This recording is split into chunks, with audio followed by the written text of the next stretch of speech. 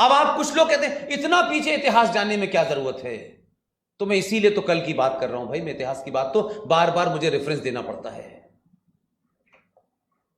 2 घटनाओं के बाद मैं अपनी बात समाप्त करता हूं।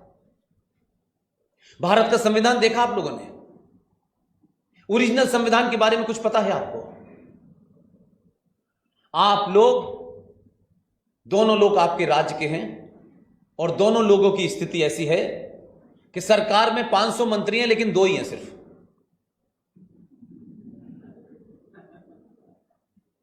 इसलिए आप उन दोनों में से किसी से भी ये बात कहिए, मैं जानता नहीं, मेरी इतनी हैसियत नहीं, न वो मुझे जानते न मैं उन्हें जानता, न मैं कभी जिंदगी में मिला न मैंने देखा कभी। आपकी बात ज्यादा मानेंगे?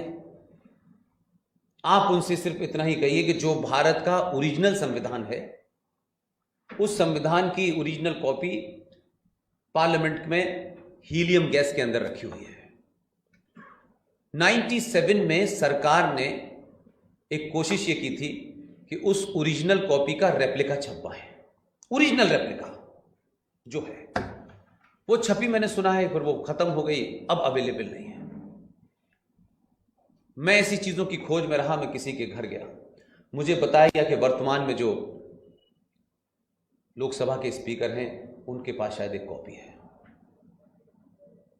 मुझे उस दिन एहसास हुआ कि यूट्यूब कितनी बड़ी ताकत है। मैंने उनसे 5 मिनट का समय मांगा। मैंने कहा वो या तो कॉपी मुझे दे दें, मैं उसको प्रिंट करा लेता हूं। बोले मुझसे ज्यादा तो आप इस पे यूट्यूब पे बोल चुके हैं, यही कॉपी ले जाइए आप मुझसे। आप एक ही काम कहिए, आपकी सबकॉन्शियस को जगाने के लिए कुछ नया नहीं करना, नई जनरेशन को जगाने के लिए कोई नया ज्ञान नहीं देना। फैक्ट आप उनके सामने रख दीजिए, लोग उसको देखेंगे तो उनके अपने होने पे गर्व होने लगेगा। भारत के संविधान के पेज नंबर 3 पर जो सबसे ऊपर छोटी तस्वीर बनी हुई है वो किसकी है? ओरिजिनल संविधान के पेज नंबर 3 पे एक छोटी सी तस्वीर है, वो नंदी की तस्वीर है। हड़प्पा मोहनजोदाड़ो की बात हो रही है, जिसको हमारे यहां इरफान हबीब जैसे हवा में उड़ा चुके हैं। पेज नंबर 5 पर ओरिजिनल संविधान की बता रहा हूं। ओरिजिनल संविधान में डॉक्टर राजेंद्र प्रसाद, BR अंबेडकर, इन दोनों के कहने से यह हुआ। ये तस्वीरें आई कैसे? जब वो पूरा संविधान बन गया, क्योंकि उन तस्वीरों को बनाने वाले जो लोग थे, उस टीम के एक सदस्य 2007 में उनकी डेथ हुई है और वो जबलपुर के रहने वाले थे। उनके बेटे ने तमाम सारी चीजें रिकॉर्ड करके रखी हैं। तब उन दोनों में यह मंत्रणा हुई कि इसमें जो पहली लाइन लिखी है, first line of your constitution, जैसे ही आप उसे खोलेंगे उसकी पहली लाइन में लिखा है इंडिया दैट इज भारत। यहां से आपका संविधान शुरू होता है। तो उस पे अंबेडकर ने डॉक्टर राजेंद्र प्रसाद से यह कहा कि इंडिया तो है, भारत कहां है? आपने संविधान में ये धारा 1935 की धारा, 1860 की धारा, ये सब तो बनाई है, लेकिन इसमें भारत कहां है?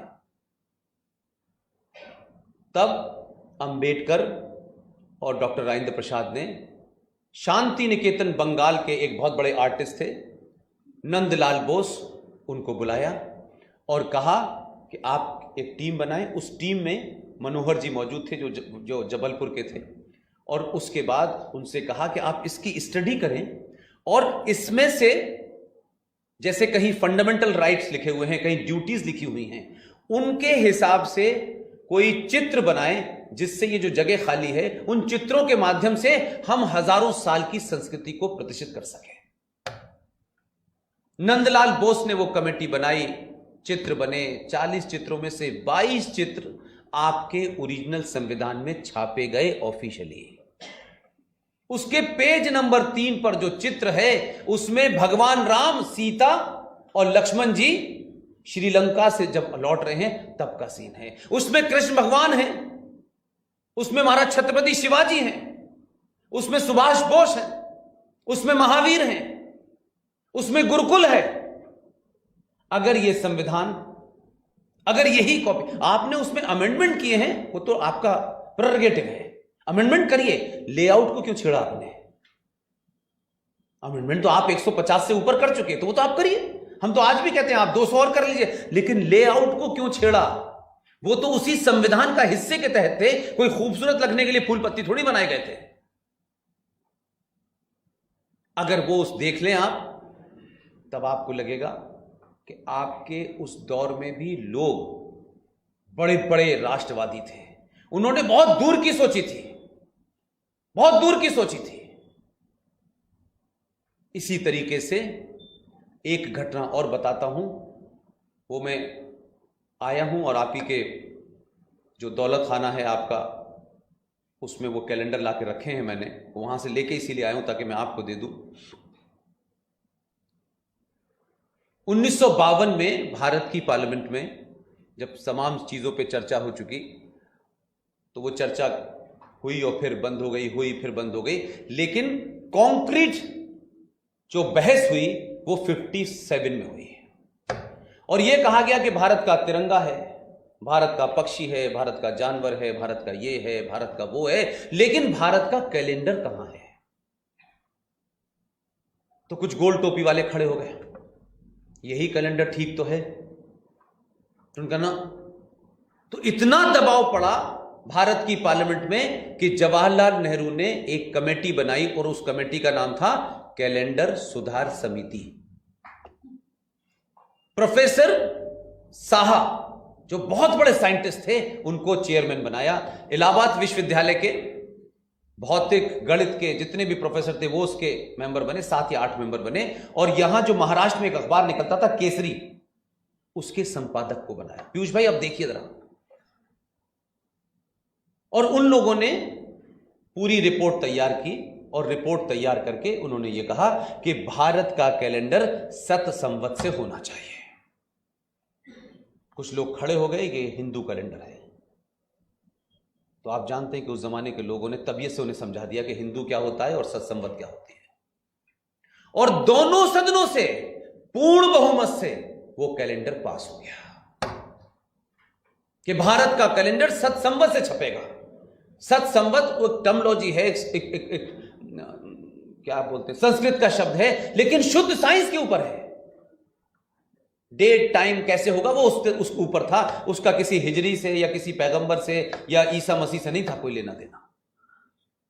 1958 में जब पहला कैलेंडर छप के आया तो फिर वही बीसी वाला छप के आ गया, और यह बात भारत के संसद में होकर रख गई।